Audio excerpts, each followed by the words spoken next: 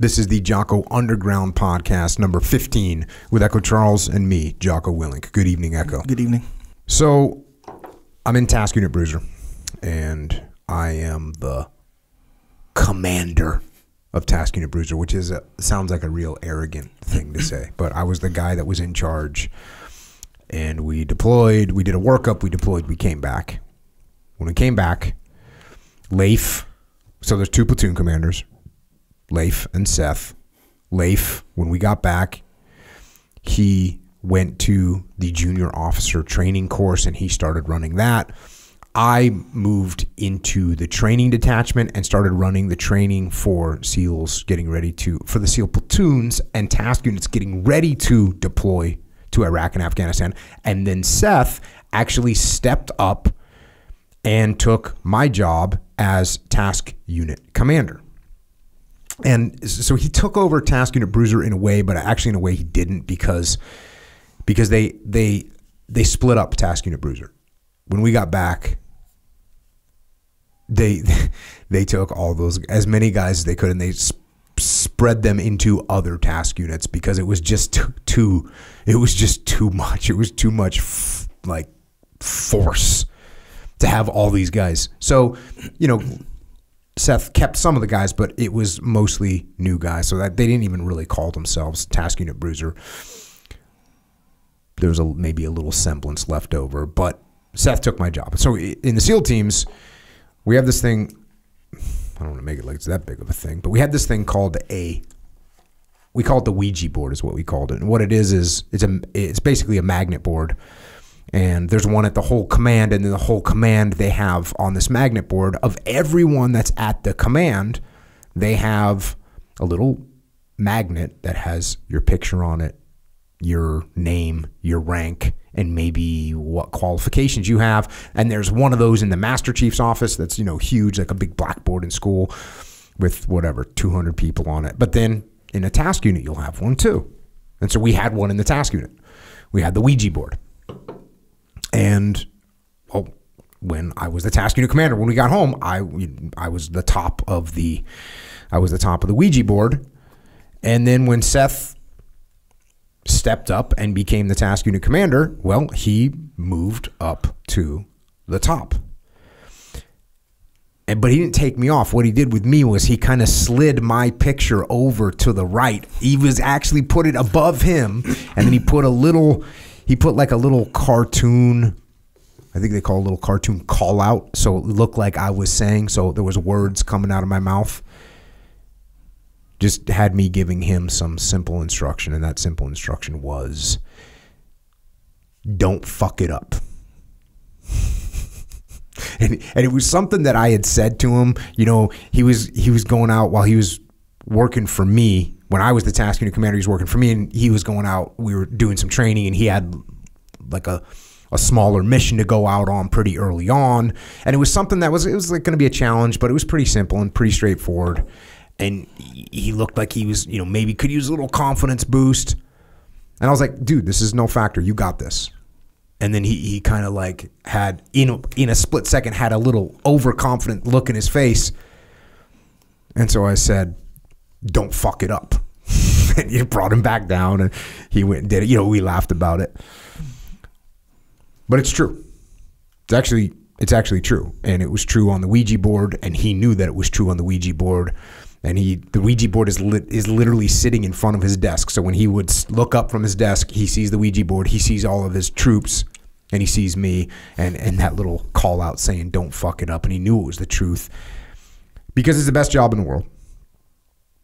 Best job in the world, being in a SEAL platoon or being in a SEAL task unit and being in a leadership role is an honor to be in that situation. You got all these guys that are actually relying on you to do a good job and make the right decisions and to not fuck it up. And he didn't.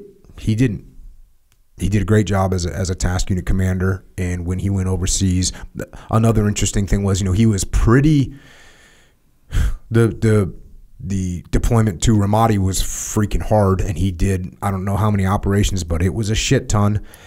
and, you know, had a bunch of guys wounded right before we came home. You know, he had Mikey killed, and it was rough. And so when he was getting ready to, when we got back, he wasn't quite sure what he was going to do. And I said, listen, man, do the task unit commander. I go, things are chilling out. You'll go over there. It's not going to be a big deal. I'm in charge of training. It'll be fun. And, you know, once you get overseas, you know, it'll just be no factor. There's not, the war is going to be settled down. It's a year and a half away. Well, sure enough, he gets over there expecting to have this mellow deployment. And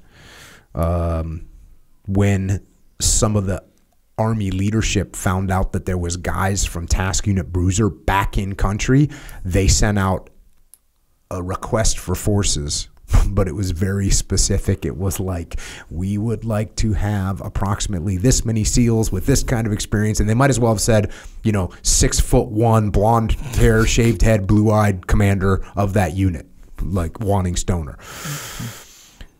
So, but that's what happened. And they put together a crew and went into, executed a bunch of operations in Sadr City and Baghdad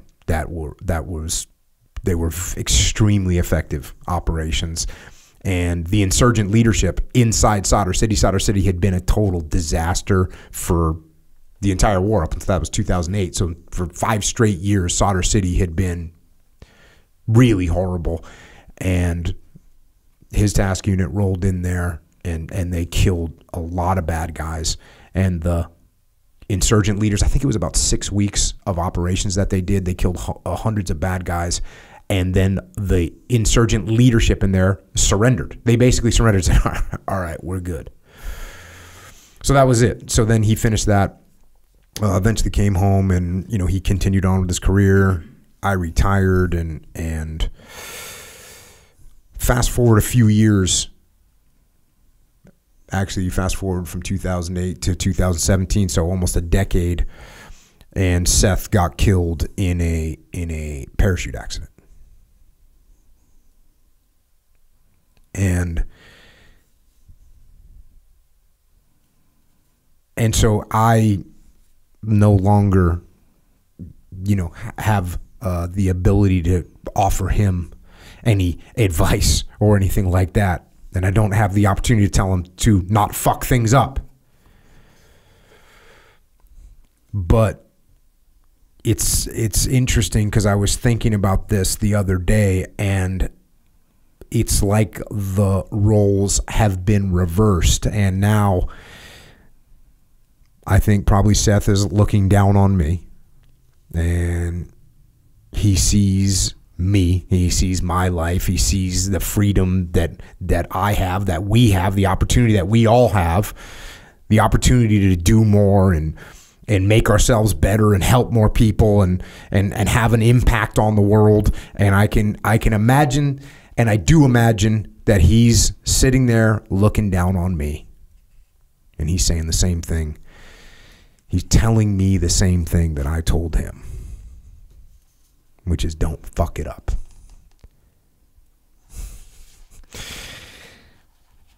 And why am I saying this? Why am I reciting this story?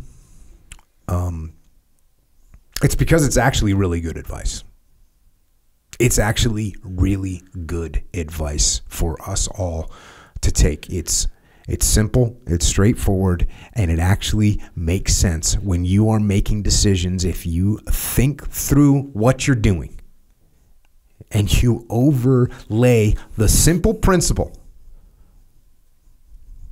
of not fucking it up, you'll see that life's filled with all kinds of opportunities and chances, and things are going to get hard, and there's going to be challenges, of course, but there's people out there and there's experiences you can have, and they're all sitting right there in front of you.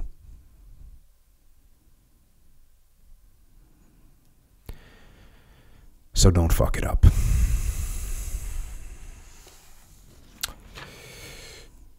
Straightforward advice, right? I think so, yeah. It's similar advice I've given other. I think this was JP.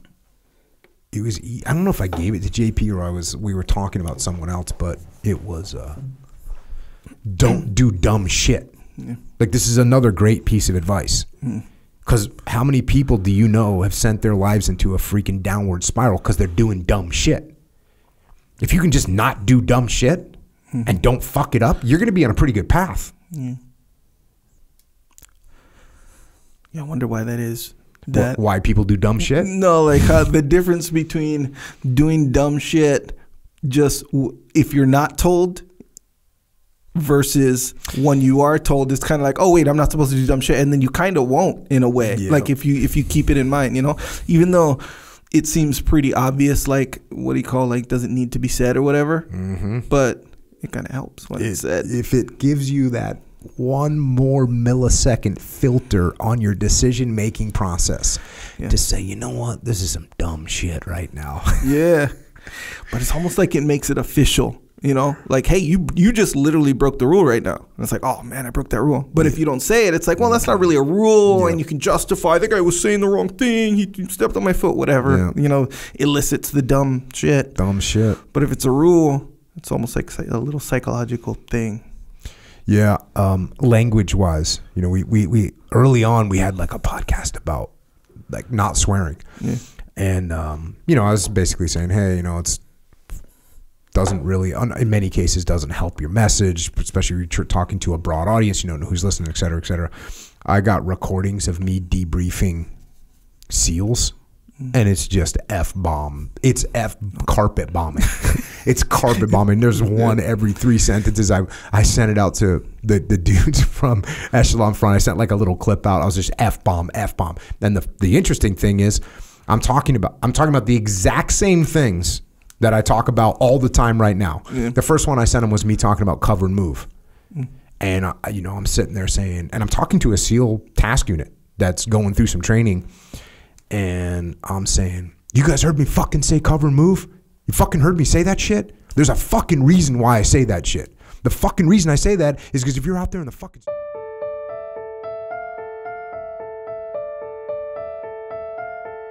That is a little excerpt of what we are doing on the Jocko Underground podcast. So if you want to continue to listen, go to jockounderground.com and subscribe. And we're doing this to mitigate our reliance on external platforms so we are not subject to their control. And we're doing it so we can give you more control, more interaction, more direct connections, better communications with us, strengthen this legion of troopers that are in the game with us. So thank you. It's jockounderground.com. It costs $8.18 a month. And if you can't afford to support us, we can still support you. Just email assistance@jockounderground.com and we'll get you taken care of. Until then, we will see you mobilized underground.